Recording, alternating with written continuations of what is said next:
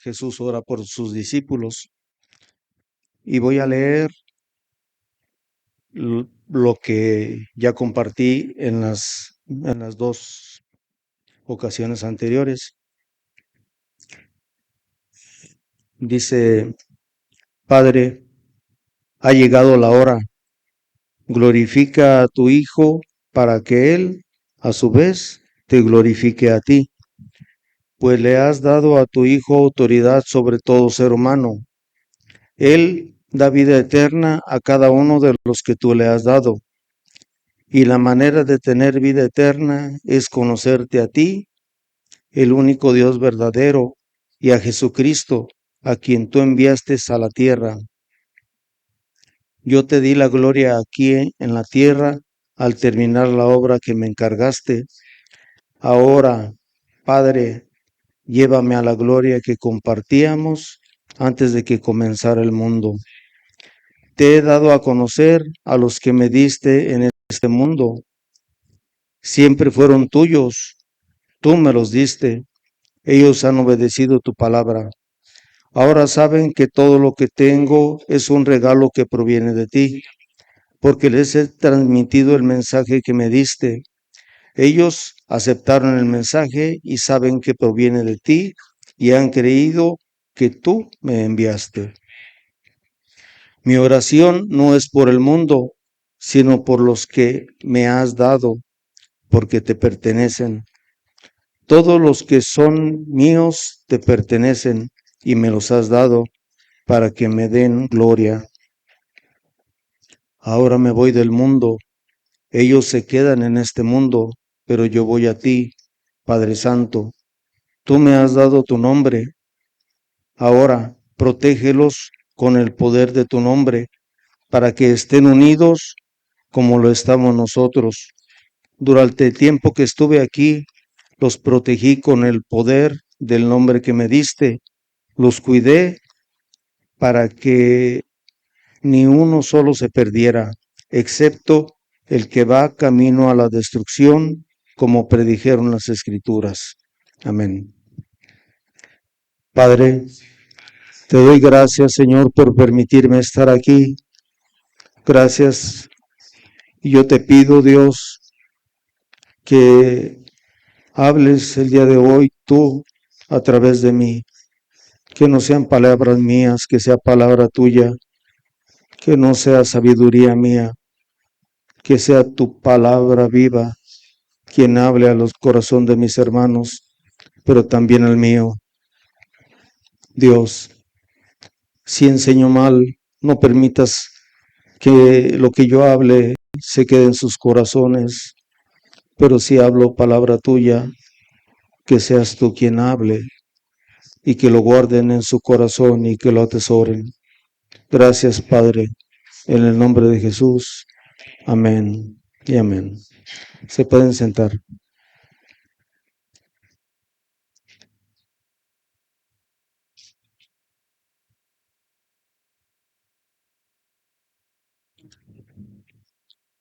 Los que han estado aquí aguantándome las veces que he tocado este tema, el tema se llama Jesús ora por sus discípulos, pero esta es la tercera parte. Yo intenté compartirlo en una sola vez, pero me di cuenta que no. Dije, lo voy a dividir en dos, terminé dividiéndolo en cuatro. Esta es la tercera parte. Jesús ora por sus discípulos unas cuantas horas antes de ser apresado. Él sabía que ya había llegado su tiempo. Entonces, él ora con sus discípulos a un lado, con 11, ora por ellos en voz alta para que lo escuchen. Era necesario que lo escucharan, orar por ellos, precisamente porque faltaba muy poco tiempo para que los dejaran. La primera parte de su oración oró por él y resumiendo le decía: Padre, tú me enviaste a realizar una obra, yo ya la cumplí toda, y como la he cumplido toda, ahora glorifícame tú a mí con la gloria que tuvimos. con esa gloria que compartíamos. Y después empieza a orar por sus discípulos. La vez anterior me quedé en el versículo 12. Ahora vamos a continuar con el versículo 13. Es Juan 17, 13.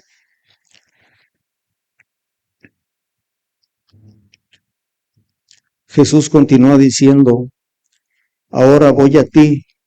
Mientras estuve con ellos en este mundo, les dije muchas cosas para que estuvieran llenos de mi alegría. En otra parte del Evangelio de Juan, Jesucristo les dice, yo les he amado a ustedes tanto como el Padre me ha amado a mí. Permanezcan en mi amor. Y nomás analicen este versículo para que se den cuenta de cuánto amor tiene el Padre para nosotros, porque dice que el Padre nos ama de la misma forma que ama a su Hijo. Creo que es un amor inmenso que tiene por nosotros. Dice, cuando obedecen mis mandamientos, permanecen en mi amor, así como yo obedezco los mandamientos de mi Padre y permanezco en su amor. Si nosotros permanecemos en los mandamientos de Jesucristo, vamos a permanecer en su amor. Eso es permanecer en su amor, obedecer sus mandamientos. Les he dicho estas cosas para que se llenen de mi gozo. Así es, desbordarán de gozo. Este es mi mandamiento. Ámense unos a otros de la misma manera que yo los he amado. Aquí este versículo tiene también un mensaje muy especial, porque muchas veces hemos oído el mensaje donde dice, ahora les doy un mandamiento nuevo, que se amen unos a otros. Es el mandamiento nuevo que nos dejó. Pero aquí está enfatizando algo muy especial. Dice, ámense de la misma manera que yo los he amado a ustedes.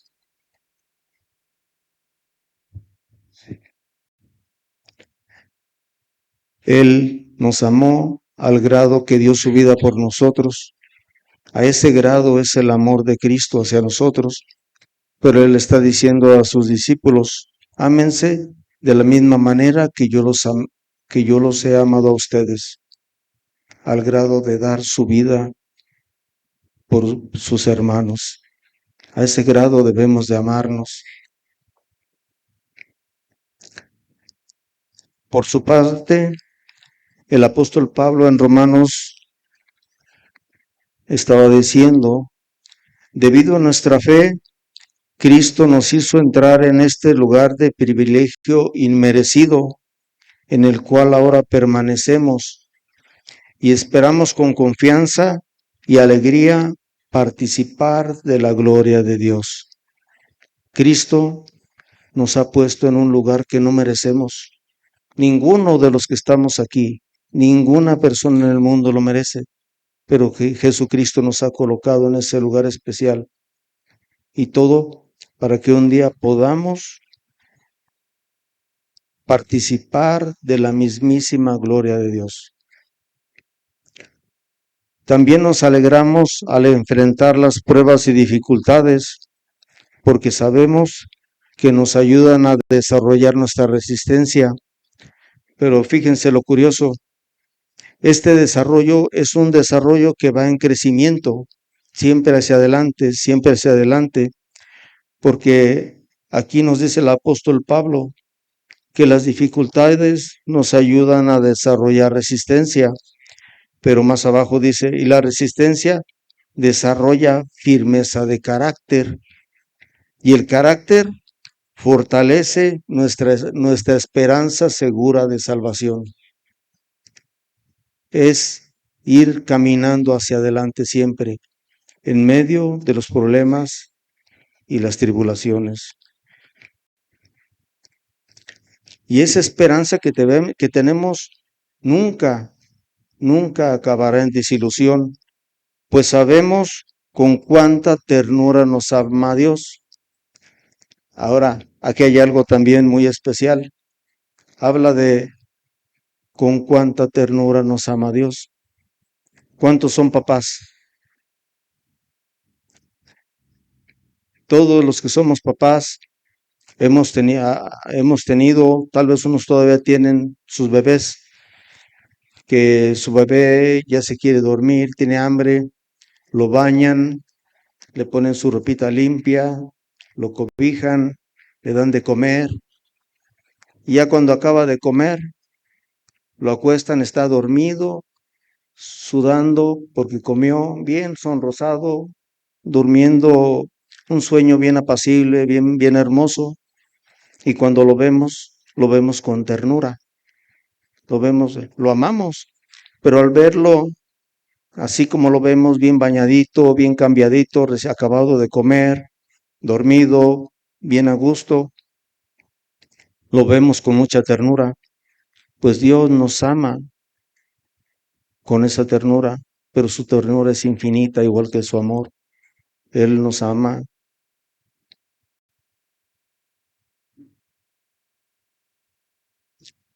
Dice, con cuánta ternura nos ama Dios, nos ama con ternura y nos ve así como nosotros vemos a nuestros hijos pequeños, dormidos, que ya están satisfechos, con esa ternura nos ama.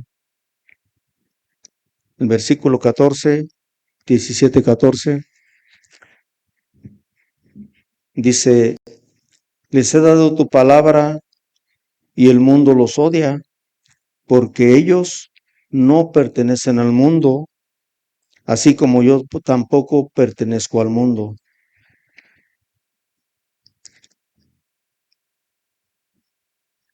En el Evangelio de Lucas, Jesucristo le estaba diciendo también a sus discípulos, qué bendiciones les esperan cuando la gente los odie, los excluya, cuando se burle de ustedes y los maldiga, como si fuera gente, como si ustedes fueran gente maligna, porque siguen al Hijo del Hombre.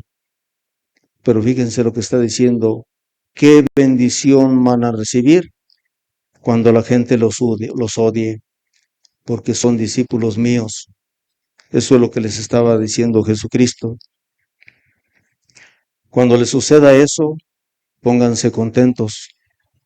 Muchas veces cuando se burlan de nosotros, nos da tristeza, nos da vergüenza, nos alejamos de la gente, nos deprimimos. Pero Jesucristo dice, cuando suceda eso, pónganse contentos. Sí, salten de alegría. Fíjense qué es lo que debemos de hacer, saltar de alegría el día que se burlen de nosotros y que nos odien, pues les espera una gran recompensa en el cielo. Si somos odiados por ser discípulos de Jesucristo, imagínense qué recompensa tiene el Padre para nosotros. Y en eso debemos de pensar cada que alguien nos aborrezca y nos odie.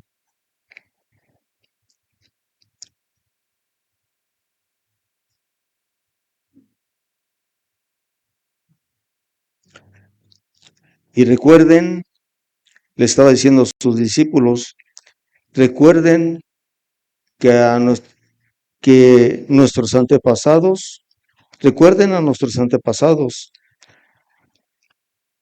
de que ellos trataron a los antiguos profetas de esta misma manera.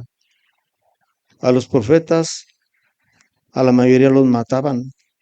Dios hablaba a su pueblo a través de los profetas, pero en vez de escucharlos, terminaban matándolos. Este es el mensaje que ustedes han oído desde el principio, que nos amemos unos a otros. No debemos de ser como Caín, que pertenecía al maligno y mató a su hermano. Pero ¿por qué lo mató? Porque Caín era malo y su hermano era recto, su hermano era bueno. Así que, amados hermanos, no se sorprendan si el mundo los odia. Es algo que debemos de tener en mente.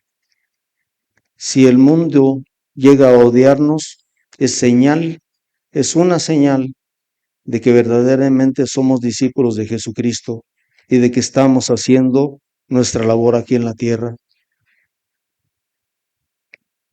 Y si nadie nos odia y si a todo el mundo le caemos bien, debemos de preocuparnos. En una ocasión estaba Jesucristo con sus hermanos y le dijeron, anda, subamos a Jerusalén para que la gente vea allá tus milagros y tus prodigios. Pero no, él les dijo que no había llegado su tiempo. Sus hermanos no creían en él todavía. Él no creían que fuera el Hijo de Dios y lo atacaban mucho, sus mismos hermanos de carne. Y él les contesta, el mundo no puede odiarlos a ustedes, pero a mí sí me odia porque yo los acuso de hacer lo malo. Por eso el mundo me odia. Ustedes ahorita forman parte del mundo, el mundo no los odia a ustedes, pero a mí sí me odia. Y después, en otra ocasión, Jesucristo le dice a sus discípulos, si el mundo los odia, recuerden una cosa, a mí me odió primero. Es algo que debemos de recordar. El mundo odió a Jesucristo. Y si un día nos odian a nosotros, debemos de recordar eso. A Él lo odiaron primero. Pero nos debe dar gozo siempre que ese odio sea por causa del Evangelio. Si nos odian porque somos groseros, porque somos peleoneros o otra cosa, nos debe dar vergüenza. Pero si nos odian por predicar el Evangelio, es un motivo para tener gozo.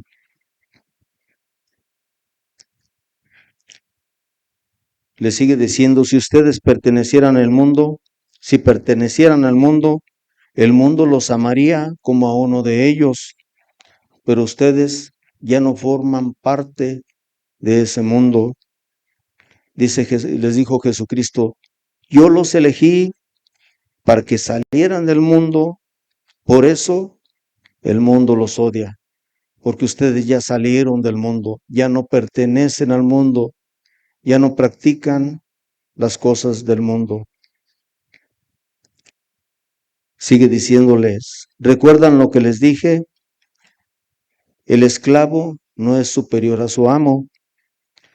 Ya que me persiguieron a mí, también a ustedes los perseguirán. Y si me hubieran escuchado a mí, también los escucharán a ustedes. Pero no me escucharon a mí, a ustedes tampoco los van a escuchar.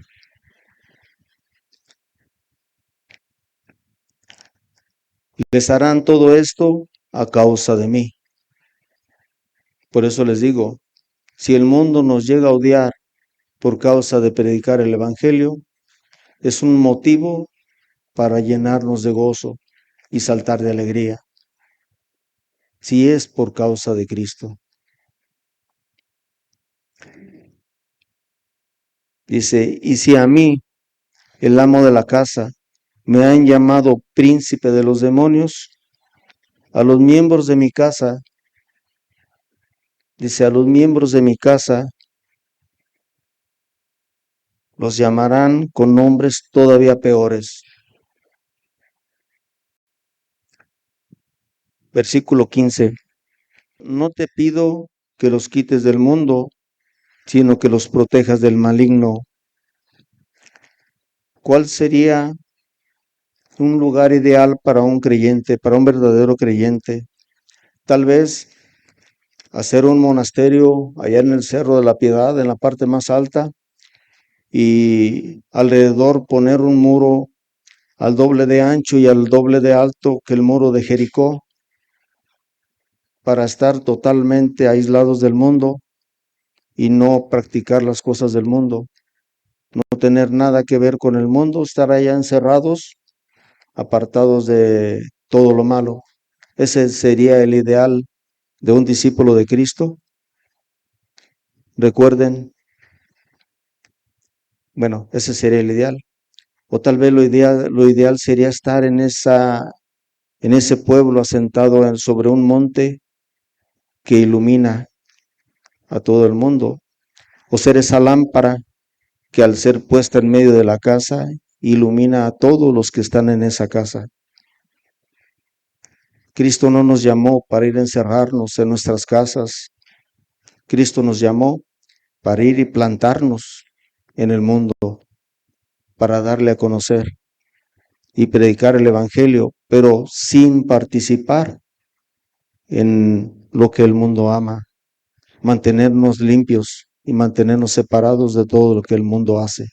Debemos de ser luz y no permitir jamás que las tinieblas afecten nuestra vida.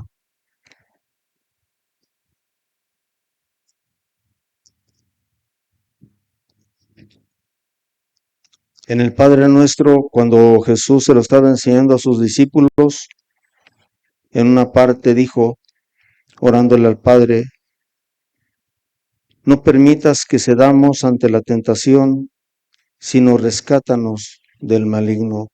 Es lo mismo que Jesucristo está diciendo aquí. Sí. Necesitan estar en el mundo, pero recuerden que ya no son del mundo. Necesitan ir a predicar el Evangelio, necesitan ser luz en medio de las tinieblas, pero jamás permitan que las tinieblas entren a su vida. Sabemos que los hijos de Dios no se caracterizan por practicar el pecado. Hay una diferencia, todos los que estamos aquí somos pecadores, todo el ser humano es pecador, pero un verdadero discípulo, aunque es pecador, ya no practica el pecado. Hay una gran diferencia. Cometer un error, cuando un discípulo de Cristo peca, el Espíritu Santo se encarga de hacerlo sentir mal y va y se postra ante Dios, llorando le pide perdón. Pero si yo digo ser discípulo y practico el pecado y peco todos los días, estoy repitiendo todos los días con el mismo pecado, entonces no soy discípulo de Cristo. ¿Por qué? Porque me gusta practicar el pecado. Dice, porque el Hijo de Dios, ahora, porque un verdadero discípulo ya no puede practicar el pecado, porque el Hijo de Dios los mantiene protegidos del maligno, los mantiene protegidos y el maligno no puede tocarlos. Jesucristo, cuando estuvo en la tierra, es el único hombre que fue tentado por el diablo en todo. Él fue tentado en todo. En la Biblia habla de 3 tentaciones, pero después dice que fue tentado en todo. Y como Él fue tentado en todo, Él nos entiende cuando nosotros estamos enfrentándonos a una tentación y Él es poderoso para ayudarnos a salir de esa tentación. Versículo 16 dice, al igual que yo, ellos no pertenecen a este mundo. En el mismo libro de Juan, les dice también a sus discípulos, si pertenecieran al mundo, el mundo los amaría como a uno de los suyos, pero ustedes ya no forman parte del mundo. Los elegí para que salieran del mundo. Por eso el mundo los odia. Jesucristo no era de este mundo, no era de los que el mundo aprecia, honra, presume, estima, pero tampoco ejerció autoridad en el mundo, porque en la actualidad y en el tiempo de Jesucristo, todos los reinos del mundo le habían sido entregados al diablo. Precisamente con eso lo quiso tentar. Dijo, si postrado ante mí te adorares, yo te daré todo esto que estás viendo. Y le mostró todos los reinos del mundo, pero él no participó con él. Jesucristo nunca ejerció autoridad en el mundo. Por eso podemos afirmar que él nunca participó con el maligno.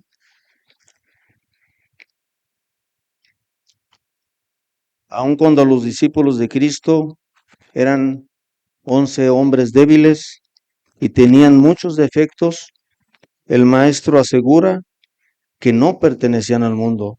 Eran débiles, eran pecadores, tenían muchos defectos, pero ya estaba asegurando delante del Padre que ya no pertenecían al mundo. Era algo que ellos necesitaban saber. Y les decía, ustedes ya no son de este mundo. Aun cuando los discípulos de Cristo eran débiles, dice, y tenían muchos defectos, el maestro asegura que no eran del mundo, y por eso los encarga al Padre. ¿Por qué los encarga al Padre? Porque se iban a quedar solos varios días. Iba a haber muchas dudas, mucho sufrimiento, iba, se iban a quedar completamente solos y no estaban acostumbrados porque siempre andaban con él. Pero él iba a ser crucificado, eh, iba a ser enterrado, iba a estar 3 días en la tumba y después iba a resucitar. Pero mientras iban a estar solos. Por eso se los encarga al Padre, porque iban a pasar 4 días tremendos, esos 11 hombres débiles.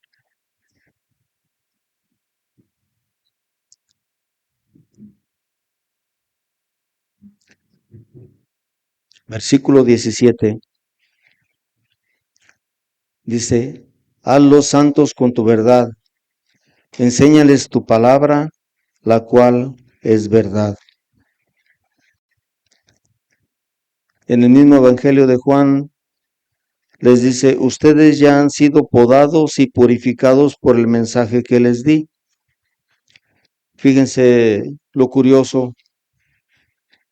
Aquí cuando está orando por ellos le está diciendo al Padre, enséñales, dice, hazlos santos con tu verdad, enséñales tu palabra, la cual es verdad. Pero acá en Juan 15:3 dice, ustedes ya han sido podados y purificados por el mensaje que les di. Entonces, ¿cuál fue el mensaje que Jesucristo le dio a sus discípulos? La palabra de Dios. Pero entonces, ¿por qué Jesús le está diciendo a los santos con tu verdad?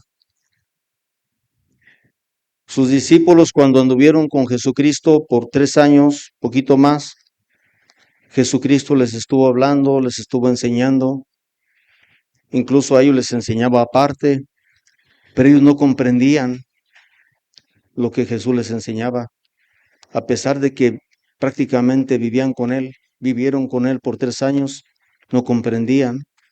Y le está diciendo al Padre, haz los santos con tu verdad, enséñales tu palabra.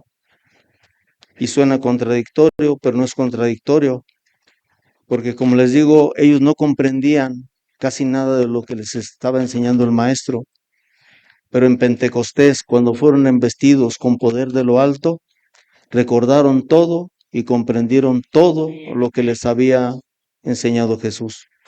Entonces fue hasta que el Espíritu Santo los embistió, fue que comprendieron en verdad la verdad de Dios. Cristo entregó su vida por su iglesia a fin de hacerla santa y limpia, al lavarla mediante la purificación de la palabra de Dios. El verbo santifícalos significa sepáralos, y al decir sepáralos es sepáralos del pecado. Eso significa santifícalos. El proceso de santificación se logra a medida que uno practica la verdad, porque podemos aprender toda la verdad de Dios, pero si no la practicamos, nunca vamos a iniciar el proceso de santificación. Necesitamos practicar todo lo que hemos ido aprendiendo. Y si nos mantenemos en Cristo y si nos mantenemos en oración y en lectura de la Biblia, nuestro proceso de santificación no se va a detener jamás si practicamos todo lo que aprendemos de Dios.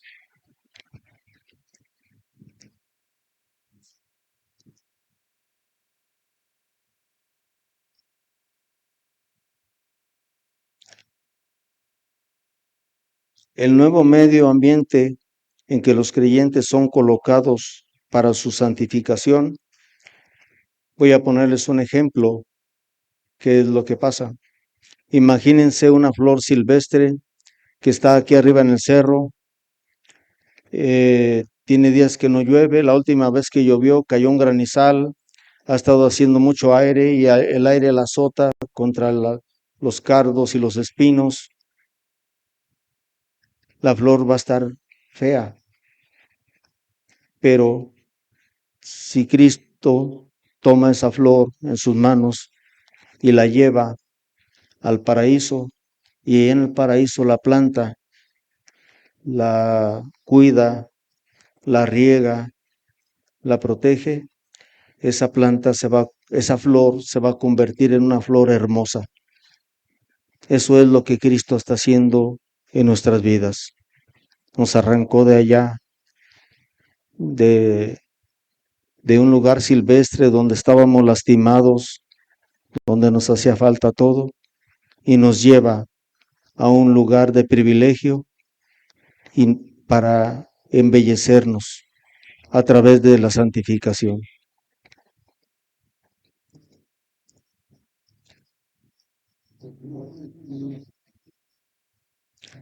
Cuando Jesús está orando esta oración, es para que sean guardados en la verdad que habían recibido.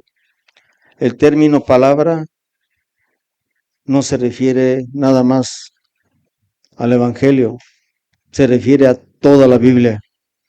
La palabra de Dios es toda la Biblia desde Génesis hasta Apocalipsis. Si nosotros acostumbramos leer 2 o 3 libros o el libro nada más el que más me gusta, yo voy a leer Juan porque es el que más me gusta, o voy a leer Salmos. Hay gente que acostumbra leer salmos, siempre está leyendo salmos, lee un salmo y se pone a orar. Y esa es su relación con Dios. Pero necesitamos conocer a Dios en su plenitud. Necesitamos conocer toda la Biblia. Les voy a decir por qué. Porque yo he conocido hermanos que se aprenden de memoria los versículos más bonitos que hay en la Biblia. Se los saben de memoria e incluso hay ocasiones que ni siquiera los comprenden, pero se los saben de memoria. Pero eso es una verdad a medias. Y una verdad a medias es una mentira. Necesitamos conocer a Dios. Si queremos conocerlo, necesitamos leer toda la Biblia y meternos en oración. Versículo 18. Así como tú me enviaste al mundo, yo los envío al mundo. Para la primera parte de este versículo, me voy a ir al libro de Isaías, en donde prácticamente está siendo enviado Jesucristo al mundo. Dice en Isaías: el Espíritu del Señor soberano está sobre mí, porque el Señor me ha ungido para llevar buenas noticias a los pobres, me ha enviado para consolar a los de corazón quebrantado y a proclamar que los cautivos serán liberados y los prisioneros serán puestos en libertad. Por eso Jesucristo dice: así como tú me enviaste al mundo, porque Jesucristo fue enviado al mundo por su Padre. Después dice: de la misma manera yo los envío a ellos. Y explica poquito el apóstol Pablo. Dice: así que somos embajadores de Cristo. ¿Por qué? Porque si Cristo nos está enviando, somos representantes. Eso significa embajador. Somos embajadores de Cristo. Dios hace su llamado por medio de nosotros. Hablamos en nombre de Cristo cuando les rogamos a la gente: vuelvan a Dios. Dios nos capacitó para que seamos ministros de su nuevo pacto. Antes de Jesucristo, la gente vivía en el antiguo pacto. Este era un pacto de leyes escritas y escritas en piedra. Este nuevo pacto es un pacto del Espíritu. El antiguo pacto escrito termina en muerte, pero de acuerdo con el nuevo pacto, el Espíritu da vida. Por lo tanto, ya que Dios en su misericordia nos ha dado este nuevo camino, nunca nos debemos dar por vencidos. Todo esto es un regalo de Dios, quien nos trajo de vuelta a Él mismo por medio de Jesucristo. Y Dios nos ha dado la tarea de reconciliar a la gente con Él mismo. ¿Se dan cuenta? Alguna persona un día vino y nos habló de Cristo. ¿Por qué? Porque Dios te estaba reconciliando con Él mismo. Ahora te dice a ti, ve y háblale a otras ovejas que tengo yo allá afuera, porque yo me quiero reconciliar con ellos. Nosotros siendo pecadores, nunca buscamos reconciliarnos con Dios. Dios nos reconcilió con Él mismo. Él lo hizo. Él fue el que se reconcilió con nosotros, siendo que nosotros debíamos de haber buscado reconciliarnos con Él.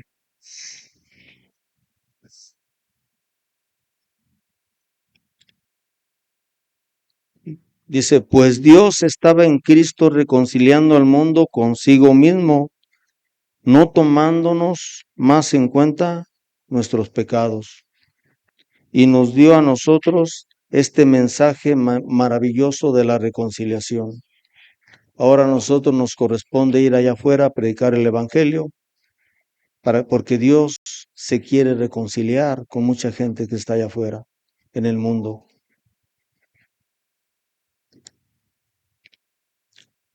Pero deben seguir creyendo esa verdad y mantenerse firmes en ella. ¿En cuál verdad? En la verdad de Dios. No se alejen de la seguridad que recibieron cuando oyeron el Evangelio. Esa buena noticia ha sido predicada por todo el mundo. Y así como Pablo, también nosotros hemos sido designados servidores de Dios para ir y proclamarla. Versículo 19. Aquí está diciendo Jesucristo, y me entrego por ellos como un sacrificio santo, para que tu verdad pueda hacerlos santos. Bajo el sistema antiguo, bajo el sistema de la ley, tenían que sacrificar cabras, toros o esparcir las cenizas de las terneras. Pero esta sangre que se derramaba cuando sacrificaban estos animales servían para cubrir los pecados de la gente por un año, pero nomás la cubría.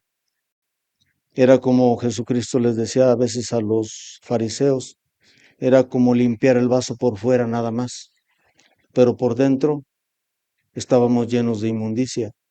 O los que vivían bajo la ley podrían estar limpios por fuera, o como una tumba blanqueada que se ve muy bonita por fuera, pero por dentro está lleno de iniquidad.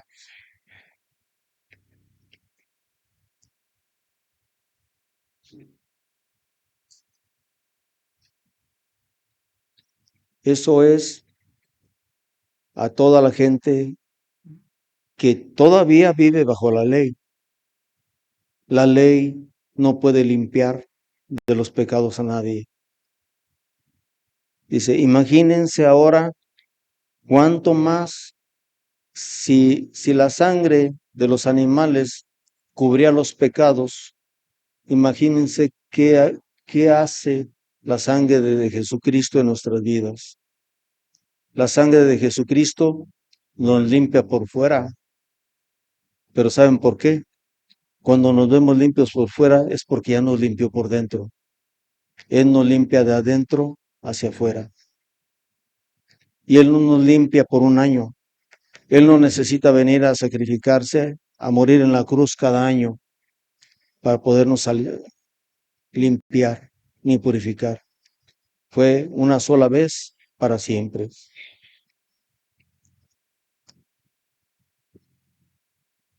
Cristo se ofreció a sí mismo a Dios como un sacrificio perfecto por nuestros pecados. Esa es otra cosa. Dios le pedía a su pueblo sacrificios perfectos, los cuales tampoco hacían. Nunca le ofrecieron un sacrificio perfecto. Jesucristo vivió toda la ley, obedeció toda la ley y él era perfecto porque él desde su nacimiento, desde que fue engendrado, ya estaba obedeciendo la ley. Hasta su glorificación, él obedeció la ley. Él obedeció en todo. Por eso él era perfectamente santo. Y siendo santo, él se sacrificó por nosotros, que somos pecadores. Fue el único sacrificio verdaderamente santo que ha habido alguna vez sobre la faz de la tierra. Un sacrificio santo y perfecto por un montón de hombres imperfectos.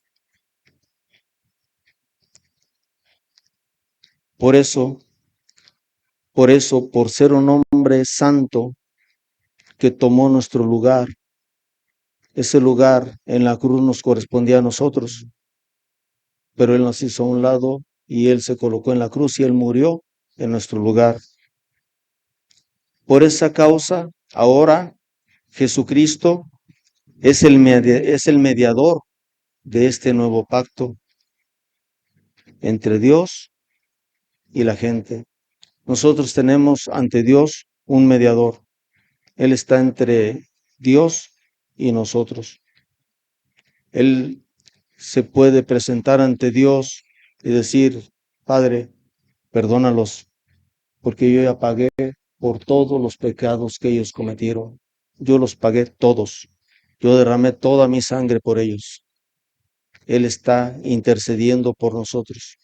Él es nuestro abogado, nuestro mediador, Él es nuestro intercesor, porque Él tomó nuestro lugar en la cruz.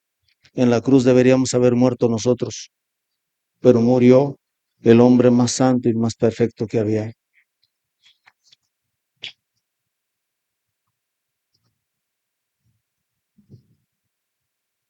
Dios nos ha llamado a vivir vidas santas, no vidas impuras.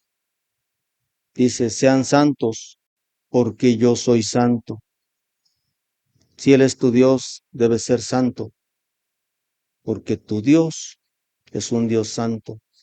Y su Hijo Jesucristo murió por ti, siendo santo. La expresión por ellos es literalmente en lugar de ellos. Cuando dice Cristo murió por ellos, está diciendo Cristo murió en lugar de ellos. Él tomó nuestro lugar, refiriéndose a su muerte. Él murió en vez de que nosotros muriéramos. La santificación de Jesús para cumplir la voluntad del Padre incluía la entrega de su vida en muerte y muerte de cruz. En cambio, la de sus discípulos, la de nosotros, es entregar nuestras vidas a la misión que nos asignó de ir y hacer discípulos. Aunque probablemente, así como ha pasado con los antiguos cristianos, para algunos signifique también el martirio y la muerte. El verbo sean santificados está en tiempo presente, que describe una acción continua y progresiva. Por eso a veces utilizamos la palabra santificación. Es un proceso de hoy, pero todos los días deben de ser hoy. Todos los días debemos de vivir santificándonos día a día, todos los días de nuestra vida. Sea un año, sean 20 o 50 los que nos queden, todos los días de nuestra vida debemos de vivir en un proceso de santificación. Hasta aquí Yo sé que nos estoy incluyendo en la parte donde Jesús ora por sus discípulos, porque nada más estaba orando por ellos, aunque todo lo que es, toda esa oración también debe formar parte de nuestra vida. En el versículo 20, aquí ya ora por nosotros. Dice, no te pido solo por estos 11, sino también por todos los que creerán en mí por el mensaje de ellos. Y aquí estamos, hemos creído en Jesucristo por el mensaje de esos 11 hombres. Dice en otra parte Jesucristo, dice, además tengo otras ovejas que no están en este redil, también las debo de traer. Ellas escucharán mi voz y habrá un solo rebaño y un solo pastor. ¿Se dan cuenta? La iglesia, el rebaño de Cristo está dividido por tonterías. Pero fíjense lo que dijo Jesucristo, habrá un solo rebaño y un solo pastor. El pastor es Jesucristo. El rebaño es toda la iglesia de Cristo que está en todo el mundo, desde que empezaron a predicar los apóstoles hasta el regreso de Jesucristo. Somos todos. Todos formamos un solo redil. Estamos en un solo redil, somos un solo rebaño. Pero ahora, tal como lo dijeron los profetas, y el Dios eterno lo ha ordenado, ese mensaje se da a conocer a todos los gentiles en todas partes, para que ellos también puedan creer y obedecer a él. Creo que he sido muy repetitivo y me incluyo, porque aunque sea repetitivo, no soy muy activo. El mandamiento de ir y hacer discípulos es irrevocable. Y si somos discípulos de Cristo, tenemos que ir y hacer discípulos. Jesús aquí está orando por los que han de creer en el futuro. Este pasaje final cobra una gran importancia al recordar que son las últimas palabras de Jesús a sus discípulos antes de morir en la cruz. De una manera, por su gloria y protección y unidad de sus discípulos, dice, ahora vuelve a considerar a una manada que todavía está fuera del redil y desea que ellos entren a su redil. Cuando habla de a todos los que han de creer, traducido, lo debemos de traducir como si estuviera, o sea, habla como si estuviera hablando de futuro, pero nosotros debemos de traducirlo como si estuviera en presente. O sea, Jesucristo está considerando que ya existimos y que ya creemos y que todos los que están allá afuera ya creen en Él, pero es labor de nosotros ir para que crean en Él.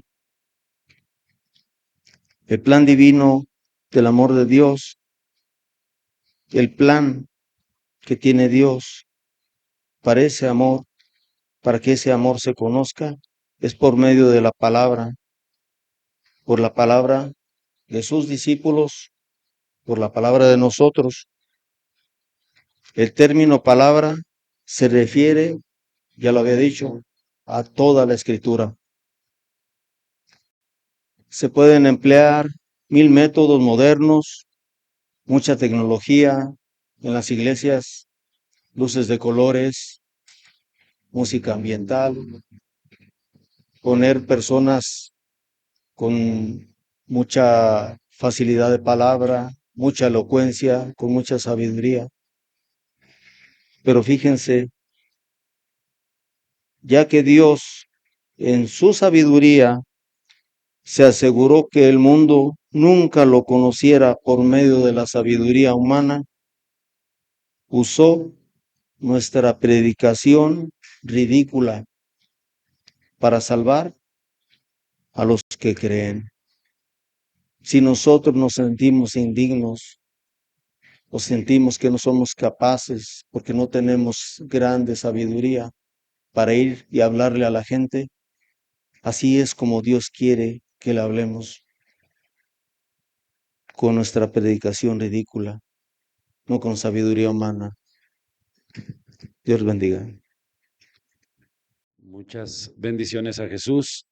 Hoy se nos ha expuesto la palabra de Dios, y se nos ha expuesto un tema que es muy importante que nosotros lo entendamos. El tema, lo voy a decir de esta manera, el tema consiste en que Dios a sus hijos, Dios nos aparta del mundo, nos aparta de las cosas incorrectas y nos acerca a Él a través de su palabra. Eso significa santificación. Nos aparta del mundo para después enviarnos al mundo. Qué interesante. Nos aparta del mundo para enviarnos al mundo. Ahora, aunque hemos sido apartados del mundo, en nuestros pensamientos, en nuestras emociones, en nuestras palabras, en nuestras acciones, estamos en un proceso para llegar a vivir como Él manda que vivamos. Y ese proceso tiene una doble verdad. Por un lado, en la medida que comprendemos su palabra, en la medida que entendemos un texto de la Biblia en nuestro espíritu y decimos, wow, de veras, esto dice la palabra. En la medida que lo entendemos, nos acercamos a Él, pero en esa misma medida nos alejamos del mundo. Haz de cuenta que ese mueble fuera la meta, ser como Cristo. Bueno, en la medida que conocemos su verdad, damos un paso hacia Él. Pero ese paso hacia Él significa un paso alejados del mundo, un paso alejados del pecado. Y este proceso continuará hasta que venga Jesucristo. Pero a la vez, este proceso, que es una realidad de nuestra vida, nos lleva también a entender que Jesucristo nos envía, te envía. Hoy vas a salir de este lugar, te vas a ir a tu casa, te vas a ir a tu trabajo mañana, vas a estar en medio de la sociedad. Bueno, pues ahí vete, es decir, percíbete como un enviado, como una enviada, que estás ahí para brillar o hacer brillar la luz de Cristo, que estás ahí para dar testimonio del amor de Dios a través de tu vida, a través de la gracia que Dios ha depositado en ti. Ponte de pie, por favor, y vamos a levantar nuestras manos y vamos a darle honor y gloria a Dios, porque en esta oración que Jesucristo hizo al Padre, nos incluyó a todos nosotros, y a través de esta oración y a través de su sacrificio en la cruz, somos separados del mundo para ser enviados al mundo.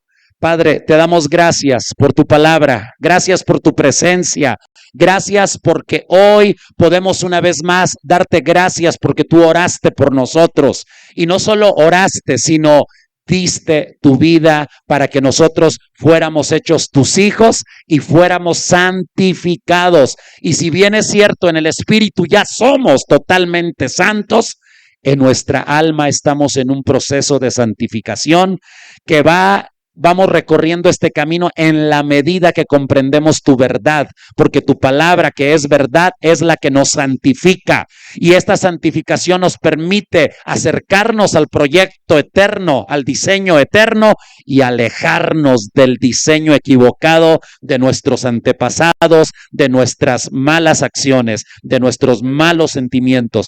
Gracias, Señor, por este proceso de santificación y a la vez, gracias porque tú nos envías para ser tus manos, para ser tus pies, para ser tu voz y ser de bendición a la sociedad. Yo bendigo a esta casa y los declaro enviados porque somos enviados a dar testimonio de tu amor, a dar testimonio de tu gracia, a dar testimonio de tu salvación y oramos como tú lo hiciste por aquellos que creerán en ti por medio de la palabra de nosotros, por medio de la palabra de tus discípulos. Gracias, Padre, porque somos hijos amados y somos enviados como embajadores de tu reino para dar a conocer tu nombre en este mundo, en esta sociedad, en el nombre de Jesucristo. Amén y amén. Dale fuerte la gloria, la honra y la alabanza al Rey de Gloria.